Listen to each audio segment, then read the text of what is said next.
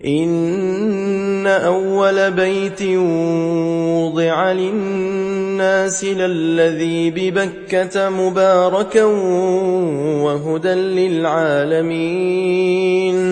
নিশ্চয়ই সর্বপ্রথম গৃহ যা মানব মণ্ডলীর জন্য নির্দিষ্ট করা হয়েছে তা ওই ঘর যা বাক্কা তথা মক্কায় অবস্থিত।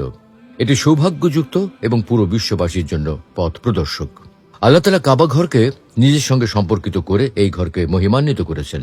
কাবাকে মানুষের জন্য ইবাদতের স্থান হিসেবে নির্ধারণ করে এই ঘরের চারিদিকে শিকার সহ গাছ উপড়ানো নিষিদ্ধ করে মক্কাকে মানুষের জন্য নিরাপদ অঞ্চল করেছেন। আল্লাহ এই ঘরের মর্যাদা রক্ষার উপর গুরুত্ব দিয়েছেন। তিনি দূর দূরান্ত থেকে মানুষকে এই ঘরের কাছে আসতে বলেছেন, যাতে তারা এই ঘরের মালিকের প্রতি বিনম্রতা দেখাতে পারে এবং তার আল্লাহর গুণে নিজেদের গুণান্বিত করতে পারে। তাই পবিত্র কাবা ঘর পৃথিবীর সব মসজিদের প্রাণকেন্দ্র। এর রয়েছে অসাধারণ সম্মোহনী শক্তি।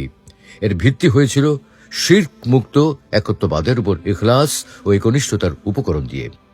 সেই আদিকাল থেকে এই ঘরটির মর্যাদা এমনভাবে প্রতিষ্ঠিত ছিল যে এখানে আপনজন হত্যাকারীকে পেলেও তাকে হত্যা করা হতো না।